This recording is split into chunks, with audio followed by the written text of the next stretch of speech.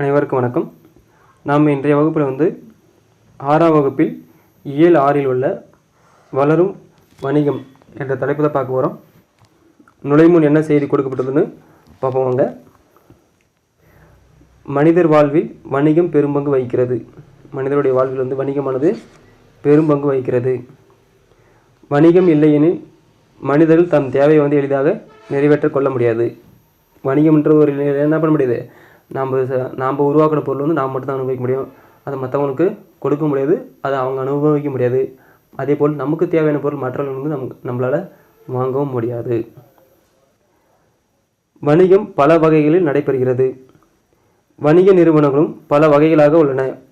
ஒவ்வொரு வணிகத்துக்கும் ஒவ்வொரு வணிக நிறுவனங்கள் இருக்குது. தமிழர் பழங்காலத்தில் இருந்தே வணிகத்தில் சிறந்து விளங்கினர். பழங்காலத்திலிருந்தே, அதாவது பழங்காலத்தில் எப்படி நெல் கொடுத்துட்டு உப்பு வாங்குறது, பாலை கொடுத்துட்டு தானியங்கள் வாங்குறது போன்ற பண்டமாற்று முறையிலிருந்து நம்ம இன்றைய காலம் வரைக்கும் வளர்ச்சி அடைந்துள்ளோம். உலகம் முழுவதும் வணிக தொடர்பு கொண்டு இருந்தனர். அதனை அறிந்து கொள்வோம் வாருங்கள் என்று இந்த பாக்ஸில் கொடுக்கப்பட்டுள்ளது. பாருங்கள்.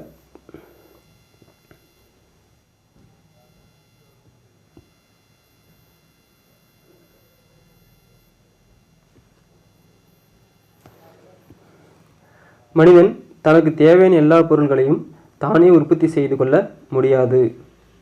தனக்கு தேவையான சில பொருள்களை உற்பத்தி செய்யும் பிறரிடமிருந்து வாங்குவான். தான் உற்பத்தி செய்யும் பொருள்கள் சிலவற்றை பிறருக்கு விற்பான். இவ்வாறு ஒரு பொருளை பிறரிடமிருந்து வாங்குவதும் பிறருக்கு விற்பதும் வணிகமாகும். இதை பார்த்துக்கோங்க. ஒரு பொருளை பிறரிடமிருந்து வாங்குவதும் பிறருக்கு விற்பதும் டேஸ் ஆகும். என்னாகும்? வணிகமாகும். இது பார்த்துக்கோங்க. பொருள்களை விற்பவரை வணிகர் என்பார்கள். பொருளை விற்பவர்களை வணிகர் என்பார்கள். பொருளை வாங்குபவர்கள் நுகர்வோர் என்பார்கள். அடுத்து பண்டமாற்று வணிகம். பண்டமாற்றும் வணிகம் நம்மிடம் கூடுதலாக இருக்கும் பொருள்களை கொடுத்து நமக்கு தேவையான பொருட்களை பெற்றுக்கொள்வது பண்டமாற்று வணிகம் ஆகும். பண்டமாற்று வணிகம் என்றால் என்னென்னு கேட்டாங்கன்னா, என்னது, நம்மிடம் இருக்கக்கூடிய கூடுதலாக இருக்கக்கூடிய பொருளை கொடுத்துட்டு நமக்கு தேவையான பொருளை வாங்குவது தான் என்னது, பண்டமாற்று வணிகம். இங்கே பொருளை கொடுத்துட்டு பொருளை வாங்குறாங்க, பொருளை கொடுத்துட்டு பணம் வாங்க கிடையாது. அதாவது நெல்லை கொடுத்து அதற்கு பதிலாக உப்பை பெற்றனர். ஆட்டின் பாலை கொடுத்து தானியத்தை பெற்றனர். இந்த செய்தி சங்க இலக்கியங்களில் காணப்படுகிறது. இக்காலத்தில் கூட வீட்டிற்கே பழைய செய்தித்தாள்கள், பயனற்ற நெகிழி பொருட்களை போன்றவற்றை பெற்றுக்கொள்கின்றனர். அதற்கு பதிலாக வீட்டிற்கு பயன்படும் பொருளை தருகிறார்கள். இது ஒரு இந்த காலத்தில் நடைபெறக்கூடிய பண்டமாற்று முறை. நம்ம வீடு தேடி வராங்கன்னு பழைய பொருள் எடுத்துன்னு புது பொருள் தருதுன்னு வராங்கள, அது ஒரு பண்டமாற்று முறையை சார்ந்தது. தெரிந்து கொள்வோம் என்ற பகுதியில் பாருங்கள். நற்றிணை நூலில் என்ன செய்தி கொடுக்கப்பட்டதுன்னா, வணிகத்தை பற்றி. தன்னாடு விளைந்த வெண்ணெல் தந்து பிற நாட்டு உப்பின் கொள்ளை சாற்றின் உமனர் புகழும். இந்த பாடல் வரியில் என்ன கொடுக்கப்பட்டதுன்னா, நெல்லுக்கு பதிலாக உப்பை பெற்று சென்றனர் என்று நற்றிணை மூலம் அந்த காலத்தில் நடைபெற்ற வணிகத்தை பற்றி குறிக்கப்பட்டுள்ளது. அதே போல் பாருங்கள், ரெண்டாவது பாடல் குறுந்தொகையில் பாலோடு கூலோடு பெயரும், அதாவது பாலுக்கு பதிலாக தானியங்களை பெற்று சென்றனர் என்று குறுந்தொகையில் கொடுக்கப்பட்டுள்ளது. மூணாவது பாடல் வரி பாருங்கள். அகநானூரில் பொன்னோடு கரியோடு பெயரும், அதாவது யவனர்கள் பொண்ணு தங்கத்தை கொடுத்துட்டு அதுக்கு பதிலாக மிளகு பெற்று சென்றனர் என்ற செய்தி பழங்கால நூல்கள் இடம்பெற்றுள்ளது. வணிகத்தின் வகைகள்.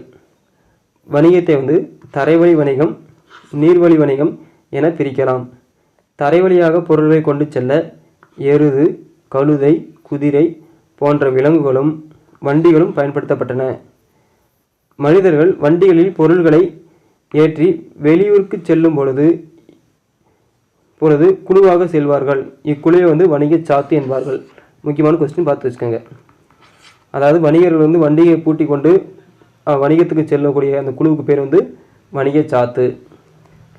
கடல் வழியாக கப்பல்கள் மூலம் பொருள்களை அனுப்புவதும் வரவழைப்பதும் நீர்வழி வணிகமாகும். கப்பல்கள் நின்று போகும் இடங்கள் துறைமுகங்கள் ஆகும். கப்பல்கள் நின்று போகும் இடங்கள் துறைமுகங்கள் ஆகும். அந்த துறைமுகத்தை நம்ம எப்படி அழைக்கிறோம்னா பட்டினம், பாக்கம் என்று குறிப்பிடுகிறோம். இதையும் பார்த்து வச்சுக்கோங்க, முக்கியமான கேள்வி. துறைமுகத்துக்கு வந்து பட்டினம் பாக்கம் என்று பெயர். அடுத்து பாருங்க, தமிழ்நாட்டின் தலை சிறந்த துறைமுக பூம்புகார் விளங்குகிறது. தமிழ்நாட்டின் தலை சிறந்த துறைமுகம் எதுனா பூம்புகார். அவ்வூர் துறைமுகத்தில் பல்வேறு நாட்டு கப்பல்கள் தம் தம் நாட்டு கொடிகளோடு வந்து நின்றன. அவற்றின் மூலம் வெளிநாட்டு பொருட்கள் இறக்குமதி செய்யப்பட்டன. தமிழ்நாட்டு பொருட்கள் ஏற்றுமதி செய்யப்பட்டன. அந்த துறைமுகத்தில் வந்து பிற நாட்டு பொருட்கள் வந்து இறக்குமதி செய்யப்பட்டது, நம் நாட்டு பொருட்கள் வந்து ஏற்றுமதி செய்யப்பட்டன. வணிகத்தை தனிநபர் வணிகம், நிறுவன வணிகம் என்று பிரிக்கலாம். வணிகத்தை வந்து எத்தனை வகை பிரிக்கிறாங்க?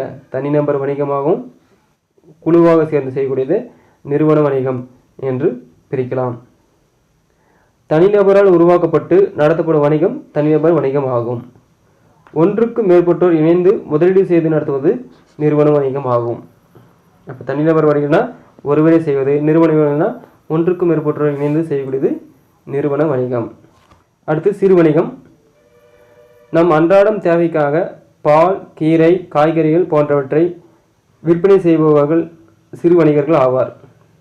இவர்கள் சிறு முதலீட்டில் பொருட்களை வாங்கி வந்து வீதிகளில் வைத்து விற்பனை செய்வார்.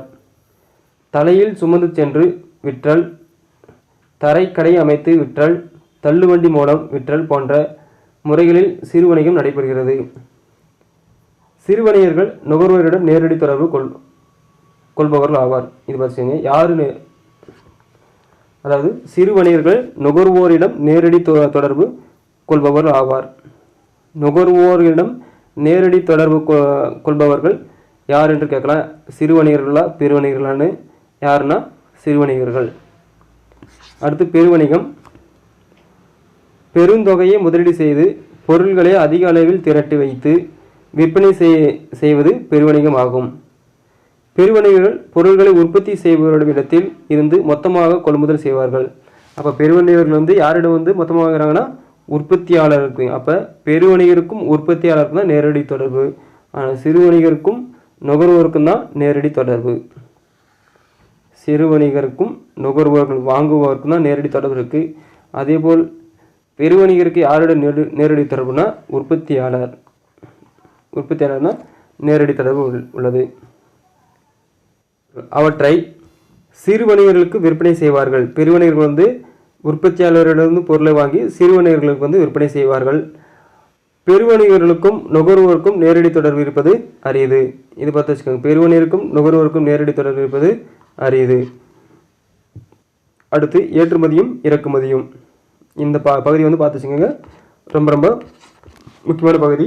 சீனாவிலிருந்து என்ன இறக்குமதி செய்யப்பட்டுள்ளது, அரேபியாவிலிருந்து எது இறக்குமதி செய்யப்பட்டுள்ளது, நமது தமிழ்நாட்டிலிருந்து என்ன பொருள் வந்து ஏற்றுமதி பிற நாடுகள் வந்து ஏற்றுமதி செய்யப்பட்டதுன்னு கேட்பாங்க. ஒரு நாட்டில் உற்பத்தி செய்யப்படும் பொருட்களை பிற நாடுகளுக்கு அனுப்புவது ஏற்றுமதி எனப்படும். பிற நாடுகளிலிருந்து பொருட்களை வாங்குவதும் இறக்குமதி ஆகும். வாங்குவது வந்து பிற நாடுகளிலிருந்து பொருளை வாங்குவது வந்து இறக்குமதி ஆகும். பழங்காலத்தில் தமிழ்நாட்டில் இருந்து தேக்கு, மயில் தோகை, அரிசி, சந்தனம், இஞ்சி, மிளகு போன்றவை பிற நாடுகள் வந்து ஏற்றுமதி செய்யப்பட்டன. இதை பார்த்து வச்சுக்காங்க. அப்போ தமிழ்நாட்டிலிருந்து ஏற்றுமதி செய்யப்பட்ட பொருட்கள் என்னென்ன அப்படின்னு கேட்டால் என்னது? தேக்கு, மயில் தோகை, அரிசி, சந்தனம், இஞ்சி, மிளகு. சீனத்திலிருந்து என்னென்ன பொருள் இறக்குமதி செய்யப்படுதுன்னா பாருங்க, கண்ணாடி, கற்பூரம், பட்டு. சீனத்திலிருந்து என்னென்ன இறக்குமதி செய்யப்படுதுன்னா கண்ணாடி, கற்பூரம், பட்டு. அதே போல் அரேபியாவில் இருந்து குதிரைகள் வந்து வாங்கப்பட்டன. அப்போ இது கேட்பாங்க, அரேபியாவிலிருந்து என்ன பொருள் வந்து நமக்கு இறக்குமதி செய்யப்பட்டன வாங்கப்பட்டன? குதிரைகள். அடுத்து வணிகத்தின் நேர்மை. அடுத்து நம்ம பார்க்குறது வணிகத்தின் நேர்மை. எப்படி நமக்கு முன்னோர்கள் வந்து வணிகத்தில் வந்து நேர்மையாக இருந்தார்கள் என்ற செய்தி கொடுக்கப்பட்டுள்ளது. வணிகத்தில் நேர்மை. எப்படி வணிகத்தில் நேர்மைனா, நம் முன்னோர்கள் வந்து வணிகத்தில் வந்து எவ்வளவு நேர்மையாக இருந்தாங்கன்னா, பொருள் வாங்கும் போதும் அதனுடைய அளவு வந்து எந்த ஒரு தவறும் செய்யாமல் சரியான அளவில் வாங்குறாங்க. அதே மாதிரி நுகர்வோருக்கு கொடுக்கும்போதும் அதனுடைய அளவு வந்து மாறாமல் எந்த ஒரு பொய்யும் சொல்லாமல் ஏமாற்றாமல் அந்த பொருளை அப்படியே கொடுத்தனர் என்ற செய்தியாக கொடுக்கப்பட்டுள்ளது. பாருங்கள், அக்கால வணிகர்கள் நேர்மையாக தொழில் செய்தனர் என்பதை தமிழ் இலக்கியங்கள் எடுத்துக்காட்டுகின்றன. இதை பார்த்து வச்சுக்கோங்க. திருக்குறள் என்ன சொல்லியிருக்காங்கன்னா, வாணிகம் செய்வோருக்கு வாணிகம் பேணி பிறவும் தமப்போல் செய்யின். திருவள்ளுவர் என்ன சொல்லியிருக்காருன்னு பாருங்க, வாணிகம் செய்வோர்க்கு வாணிகம் பேணி பிறவும் தமப்போல் செய்யின் என்னும் திருக்குறள் வணிகரின் நேர்மையை பற்றி கூறுகிறது. வணிகர்கள் பொருளை வாங்கும் பொழுது உரிய அளவை விட அதிகமாக வாங்க மாட்டார்கள். பிறருக்கு கொடுக்கும் போதும் அளவை குறைத்து கொடுக்க மாட்டார்கள். எனவே வணிகரை பட்டினப்பாடு என்ன சொல்லியிருக்காங்க பாருங்க, நடுவு நின்ற நன்னெஞ்சினார் என்று பட்டினப்பாடு பாராட்டுகிறது. இப்போ இந்த வரி கொடுத்து கேட்பாங்க, நடுவு நின்ற நன்னெஞ்சினோர் என்ற வரியை குறிப்பிடும் நூல் எது? பட்டினப்பாலை. அடுத்து இணைய வழி வணிகம். தற்காலத்தில் நம்ம அதிகமாக பயன்படுத்தக்கூடியது இணைய வழி வணிகம் தான். நம்ம எது இருந்தாலும் ஆன்லைன்லேயே ஆர்டர் போட்டு வாங்கிக்கிறோம் இல்லையா, அதுதான் கொடுக்கப்பட்டுள்ளது. கடைகளுக்கு சென்று பொருள்களை வாங்கும் நேரம் இல்லாதவர்களுக்கு இணைய வழி வணிகம் உதவுகிறது. இணையதளம் மூலம் பொருள்களை விற்பனை செய்யும் நிறுவனங்கள் பல உள்ளன. அவற்றின் இணையதளம் பக்கத்தில் நமக்கு தேவையான பொருட்களை பற்றி விவரங்கள் இருக்கும். பொருள்களின் தரம், விலை, சிறப்பு ஆகியவற்றை பிற நிறுவனங்கள் பொருளோடு ஒப்பிட்டு பார்க்கலாம். நமக்கு பிடித்த பொருட்களை நாம் வீட்டிற்கே வரவழைக்கலாம். பொருள்களை பெற்றுக்கொண்ட பிறகே பணம் செலுத்தலாம். மின்னணு பரிமாற்றம் மூலம் பணத்தை செலுத்தலாம். வணிகம், அதாவது பாருங்க, வணிகம் எப்படி வளர்ச்சி அடைஞ்சது பாருங்க. வணிகமானது முதல்ல பண்டமாற்று முறையாக தொடங்கியது. அடுத்து பண்டமாற்று முறை என்ன மாறிச்சு, பணத்தை பயன்படுத்தும் முறையாக வளர்ந்தது. ஆனால் இன்று மின்னணு பரிமாற்றம், ஜிபே, கூகுள் பே, ஃபோன்பே போன்ற செயலி மூலம் நம்ம பணத்தை கண்ணில் பார்க்கறதில்ல, அப்படியே மின்னஞ்சல் மூலம் அனுப்பிச்சிடுறோம். செய்யும் அளவுக்கு உயர்ந்துள்ளது. வருங்காலத்தில் வணிகத்தில் இன்னும் பல புதுமைகள் வரக்கூடும் என்ற செய்தி கொடுக்கப்பட்டுள்ளது. அடுத்து பாருங்கள், படித்து மகிழ்வோம்ன்றதுல ஒரு பட்டினப்பாலின் வரி கொடுக்கப்பட்டுள்ளது. இந்த வரி எந்த நூலில் இடம்பெற்றுள்ளதுன்னு கேட்பாங்க, பார்த்துக்கோங்க.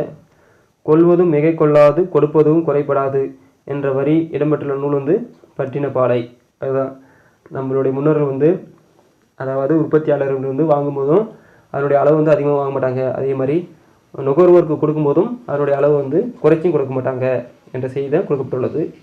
அடுத்து அதே திருக்குறளில் ஒரு திருக்குறள் கொடுக்கப்பட்டுள்ளது பாருங்க, சமன் செய்து சீர்தூக்கி கோல் போல் அமைந்தொருப்பால் கோடாமை சான்றோர் அணி என்ற திருக்குறள் கொடுக்கப்பட்டுள்ளது.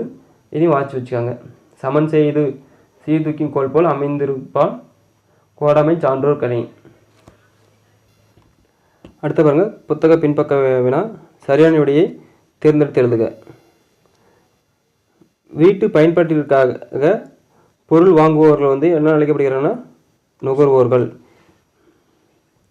வணிகம் பிளஸ் சாத்து என்பதனை சேர்த்து எழுத கிடைக்கும் சொல் வணிக சாத்து. வணிக சாத்து.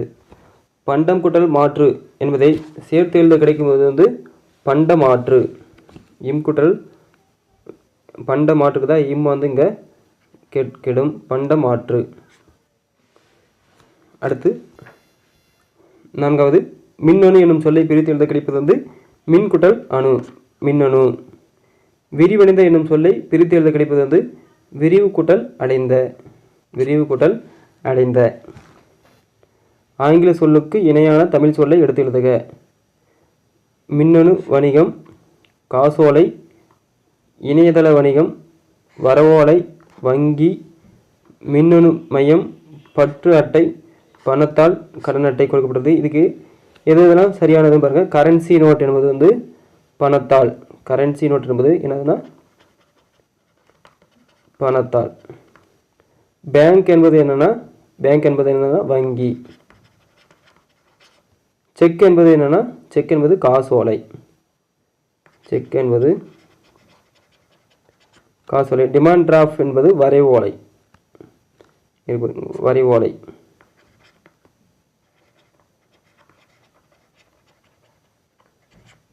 அடுத்து டிஜிட்டல் என்பது என்னன்னா, டிஜிட்டல் என்பது மின்னணு.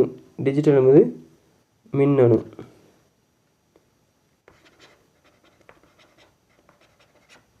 அது டெபிட் கார்டு. டெபிட் கார்டு என்பது பற்று அட்டை.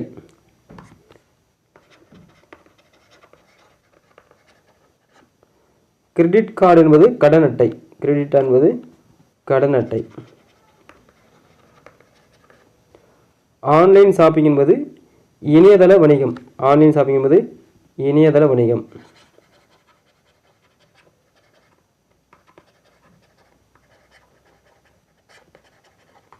அடுத்து இ-காமர்ஸ் என்பது மின்னணு வணிகம்.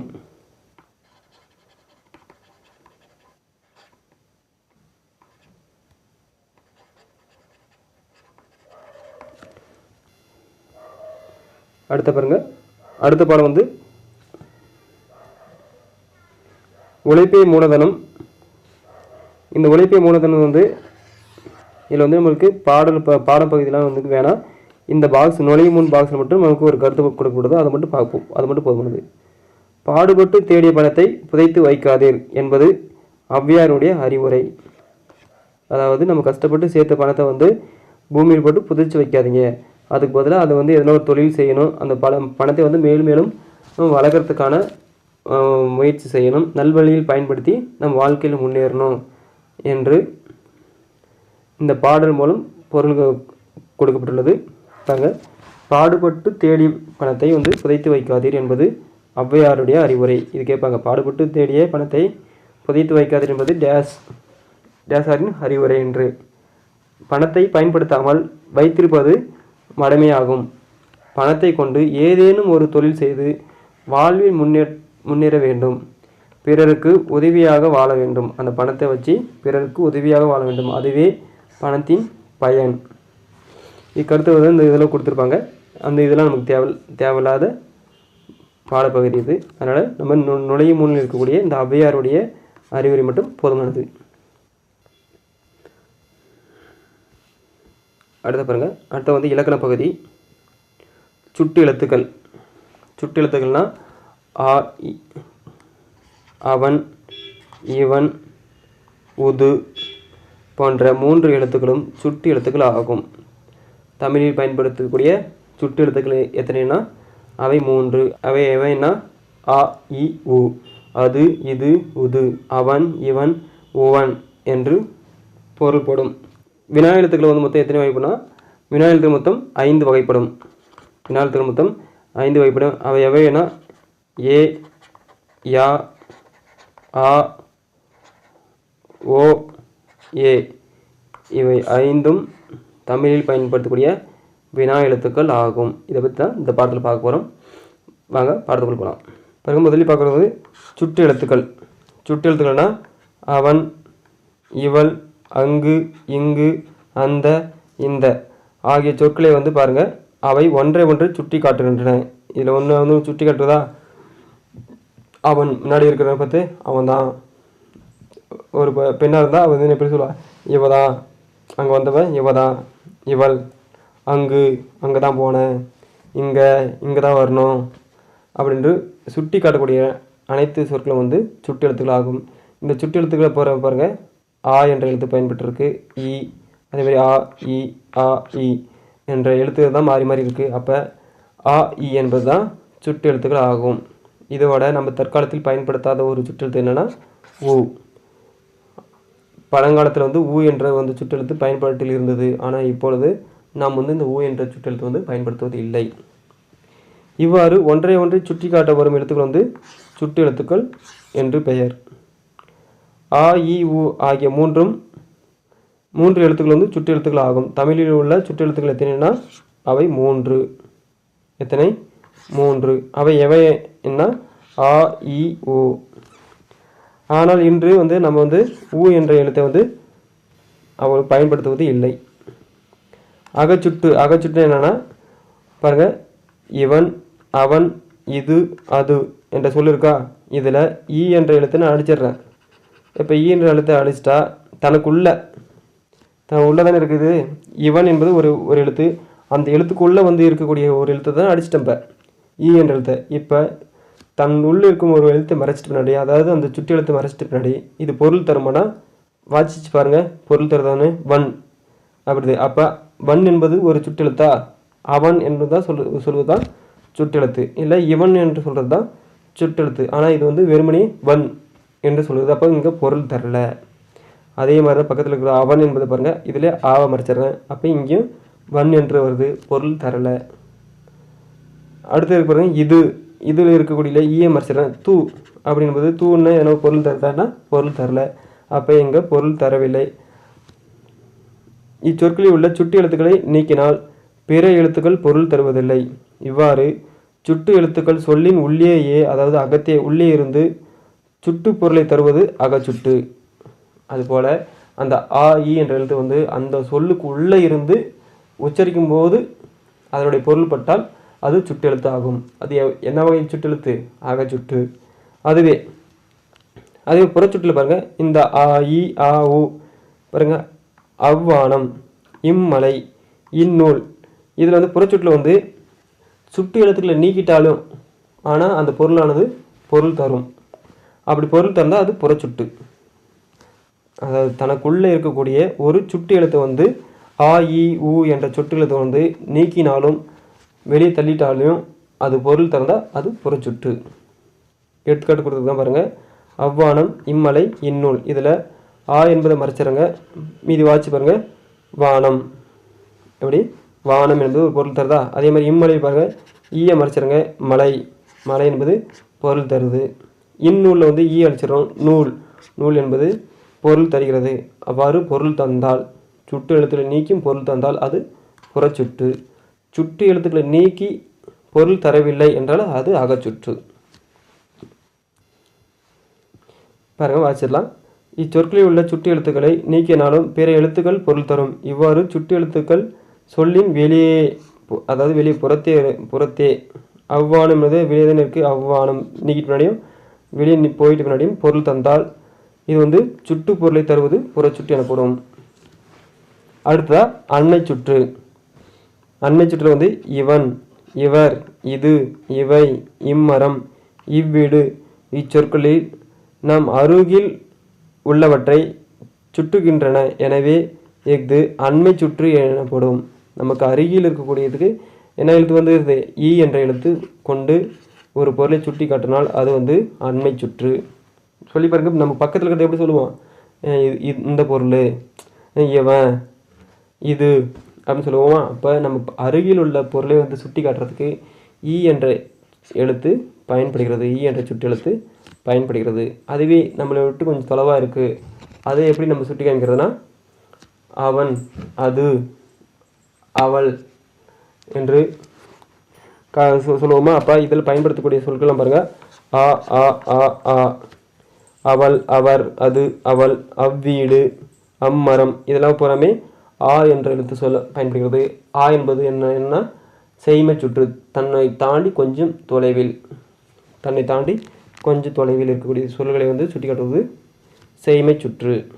தொலைவில் உள்ள சுட்டி காட்டும். எனவே இதை செய்மை சுற்றும், அதாவது தொலைவில் உள்ளதை வந்து செய்மை சுற்று என்று அழைக்கிறோம். செய்மை சுற்று எழுத்து வந்து என்னென்னா ஆ. அடுத்து தெரிந்து கொள்ளும் பாக்ஸ் பாருங்கள். அருகில் உள்ளவற்றிற்கும் தொலைவில் உள்ளவற்றிற்கும் இடையில் இருப்பதை சுட்டிக்காட்ட உ என்ற சுட்டெழுத்து அக்காலத்தில் வந்து பயன்படுத்தப்பட்டுள்ளது. அவை என்னென்ன எழுத்துக்கள் பயன்படுத்தினா பாருங்கள், உது, உவன். உவன் என்பது ஒரு உயர்தனை. அவன், அவனுக்கும் இவனுக்கும் இடையில் இருப்பவனை வந்து உவன் என்று குறிக்கப்பட்டுள்ளது. அதே உது என்பது அது, ஒரு அக்ரிணியை குறிப்பிடுவது. இது அருகில் உள்ளது இது, தொலைவில் இருக்கிறதே வந்து அது என்று குறிப்பிடுமா? அதுக்கு ரெண்டுத்துக்கும் இடையில் உள்ளதே உது என்று குறிப்பிட்டுள்ளனர். அடுத்த பாருங்க, சுட்டு திரிபு. இப்போ நம்ம இதில் பார்த்தது வந்து ரீகப் பண்ணிடலாமா?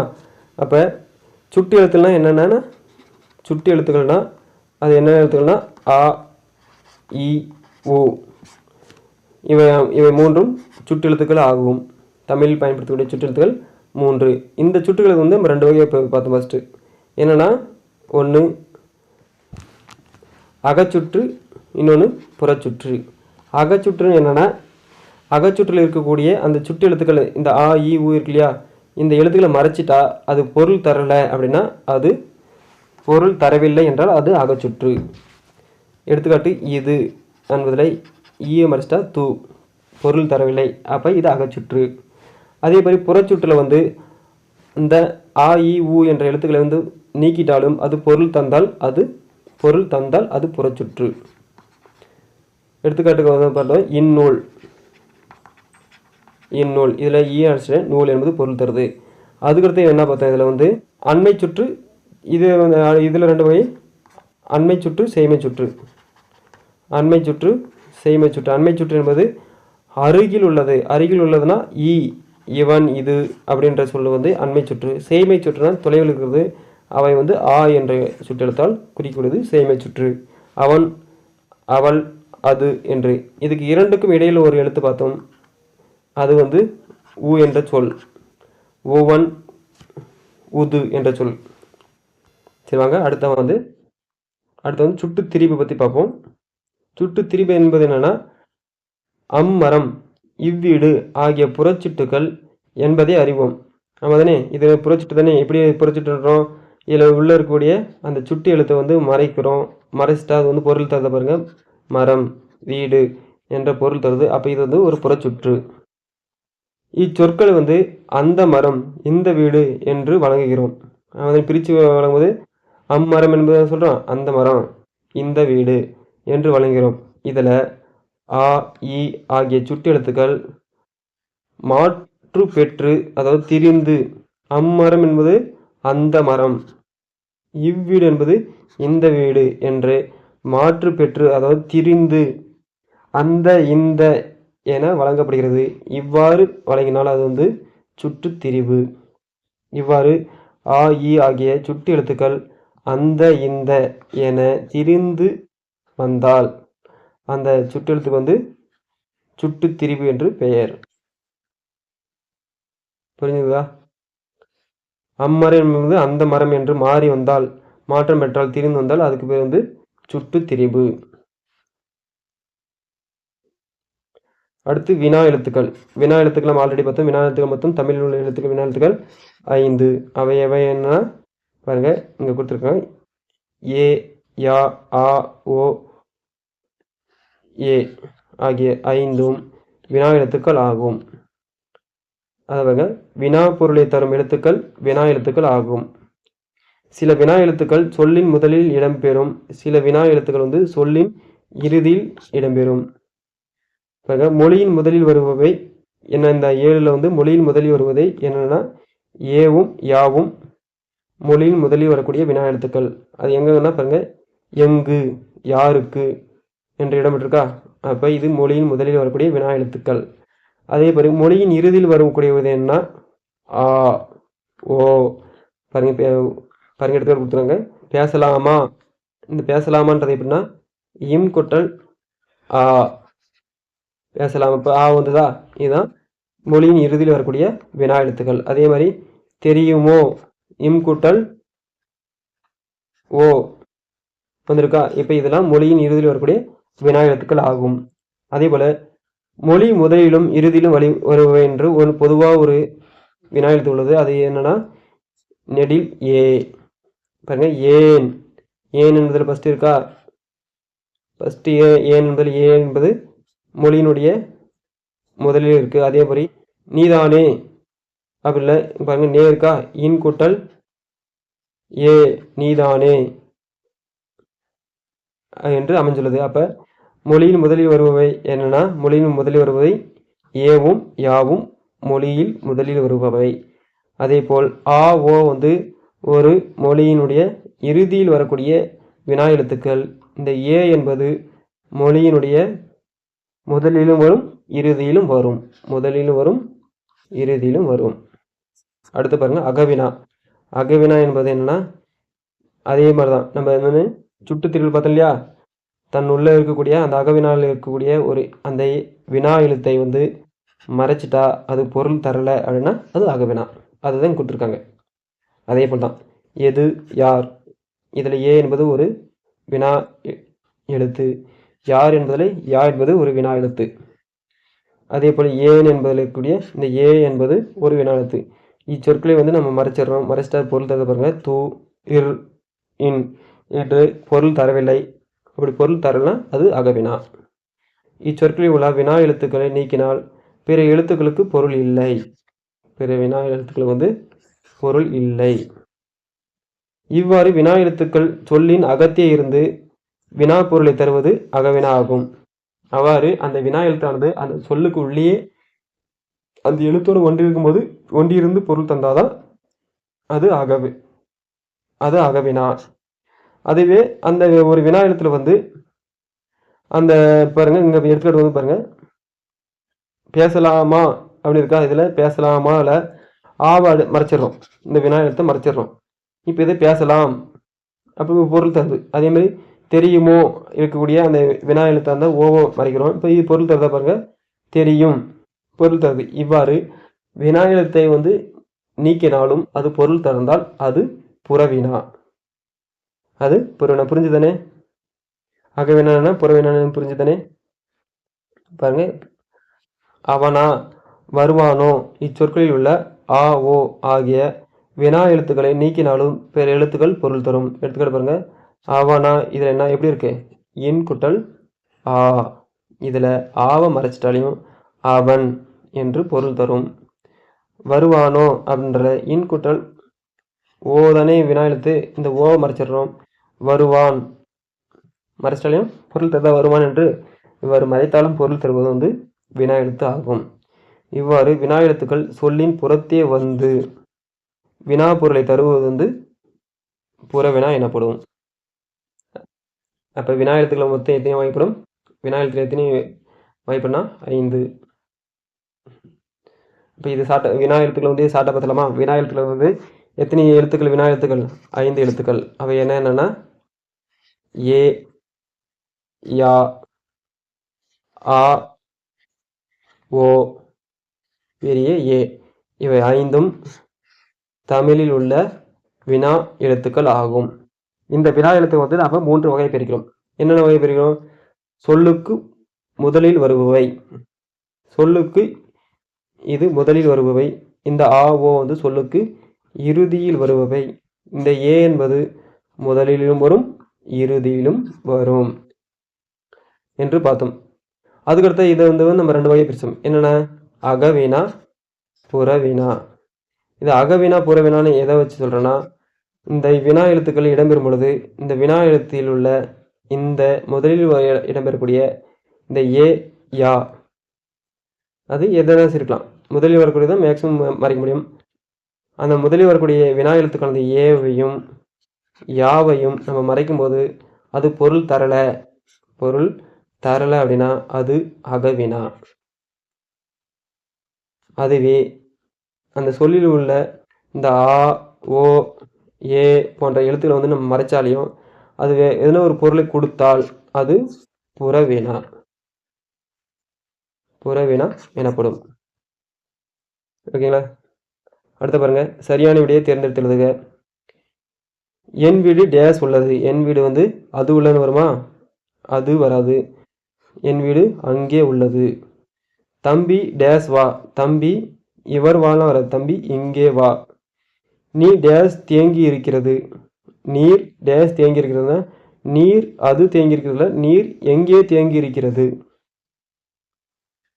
யார் டேஸ் தெரியுமா. யார் அவர் தெரியுமா. அது தெரியாதுன்னு வராது. அவர் தெரியுமா. உன் வீடு டேஸ் அமைந்துள்ளது. உன் வீடு என்ன அமைந்துள்ளது வராது. எங்கே அமைந்துள்ளது அப்படின்னு வரும். அது சுட்டி எழுத்துக்கள் என்றால் என்ன? சுட்டி எழுத்து என்பது ஒரு பொருளை சுட்டி காட்ட பயன்படுவது வந்து சுட்டி எழுத்துக்கள். அவை வேணா அவை வேணா நீங்களே சொல்லணும். அவன், அது, இவன், இது, இந்நூல் போன்ற எழுத்துக்களை வந்து சுட்டி எழுத்துக்கள். அவை வந்து ஆ இ உ இதெல்லாம் சுட்டி எழுத்துக்கள். அகவினானா புறவினான்னு பார்த்தோம். அகவினா புறவினா வேறுபாடு சொல்லுங்க. அகவினா வந்து அகத்தே உள்ள அந்த ஏ யா இந்த எழுத்துக்கள் வந்து மறைச்சிட்டா அது பொருள் தரவில்லை என்றால் அது அகவினா. பொருள் தரவில்லை என்றால் அது அகவினா. புறவினாவில் உள்ள அந்த கடைசி சொல் வந்து ஆ அதே போல் ஓ போன்ற எழுத்துல மறைச்சிட்டாலையும் அது பொருள் தந்தது இல்லையா, அப்படி பொருள் தந்தால் அது புறவினா எனப்படும். அடுத்து மொழியாள்வோம். நீ ஊருக்கு சென்றாய். நீ ஊருக்கு சென்றாய். நான் ஊருக்கு சென்றேன். அவன் ஊருக்கு சென்றான். அவள் ஊருக்கு சென்றாள். அவர் ஊருக்கு சென்றார் என்று வர வேண்டும். அடுத்து அடைப்புக்குள் உள்ள சொல்லை தக்க இடத்தில் சேர்த்து எழுதுக. நீங்கள் வரும்போது எனக்கு புத்தகம் வாங்கி வாருங்கள். இங்கே ஒரு இருக்குது, இந்த ஒரு எங்கே வரும்னா ஒரு புத்தகம் இங்கே வரும். அடுத்து பாருங்க இயற்கை. நாம் உரங்கள் தயாரித்து உழவர்களுக்கு வழங்க வேண்டும். நாம் இயற்கை இங்கே வரும், இயற்கை உரங்கள் தயாரித்து. அடுத்து மிகுந்த. நான் சொன்ன வேலையை அக்கறையுடன் செய்திருக்கிறார்கள். நான் சொன்ன வேலையை இங்க மிகுந்த, மிகுந்த அக்கறையுடன். அடுத்து சொல்ல கேட்டு எழுதலாம், அதெல்லாம் வேண்டாம். அடுத்து கீழ்கண்ட பத்தியை படித்து வினாக்களுக்கு விடை எழுதுக. மனிதர்களுக்கு தேவையான பொருட்களை கிடைக்க செய்வதே வணிகத்தின் நோக்கங்கள் ஒன்று. ஓரிடத்தில் உற்பத்தியாகும் பொருட்களை பல இடங்களுக்கு அனுப்புவதும் பல இடங்களில் கிடைக்கும் பொருட்களை ஓர் இடத்திற்கும் கிடைக்க செய்வது வணிகம் ஆகும். அடுத்து கிடைக்கும் பொருள்கள் மதிப்பை கூட்டி புதிய பொருளாக மாற்றுவது சிறந்த வணிகம் ஆகும். சிறந்த வணிகம் என்னது? ஒரு இடத்துல கிடைக்கக்கூடிய பொருளை அதனுடைய மதிப்பு கூட்டி. சான்றாக கல் என்பது விற்பனை பொருள் அன்று, ஆனால் அதனை செதுக்கி சிலையாக மாற்றலாம். அதை மதிப்பு கூட்டிட்டாங்க. அதே போல உதிரும் கல் தூளை கோலமாவாக மாற்றலாம். இதனை மதிப்பு கூட்டல் என்பார்கள். பாருங்க, இதில் கேள்வி எப்படின்னா, கிடைக்கும் பொருட்களை டேஸை கூட்டி புதிய பொருளாக மாற்றுவது சிறந்த வணிகம். அது மதிப்பை கூட்டி. சிலை செதுக்கும் போது உதிரும் கல்தூளை டேஸாக மாற்றலாம். என்ன மாற்றலாம்? கோலமாவாக மாற்றலாம். விடுகதைக்கு விடை காணுக. இங்கு கப்பல், ஏற்றுமதி, இறக்குமதி, தராசு, நெல்மணி, குதிரை கொடுக்கப்பட்டுள்ளது. பாருங்க, தனியாள இருந்தால் நடுநிலையா இருந்திடுவான். யாரும் அமர்ந்தால் ஏற்றம் இறக்கம் காட்டினான். அவன் யாருன்னா அது தராசு. தண்ணீரில் இருப்பான், தள்ளாடி தள்ளாடி நடப்பான். காலில்லாத அவன் யாருன்னா கப்பல். பேச முடியாத ஓட்டப்பந்தய வீரனுக்கு வாய்க்கு மட்டும் பூட்டு. அவன் யாருன்னா குதிரை.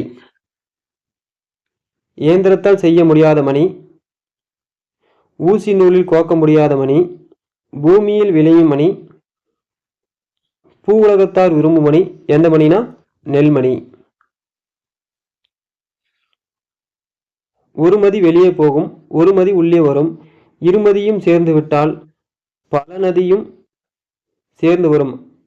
அவை என்ன? இறக்குமதி, ஏற்றுமதி. ஒரு மதி வெளியே போகும் என்பது ஏற்றுமதி, ஒரு மதி உள்ளே வரும்போது இறக்குமதி. கலைச்சொல் அறிவோம். பண்டம் என்பது கமாடிட்டி, பயணப்படல் என்பது ஃபெர்ரிஸ், பாரம்பரியம் என்பது ஹெரிட்டேஜ், நுகர்வோர் என்பது கன்சியூமர். கடற்பயணம் வைட்ஸ், தொழில் முனைவோர் என்டர்பிரைனர். கலப்படம் அடல்ட்ரேஷன், வணிகம் வணிகர், மெர்ச்சன்ட்.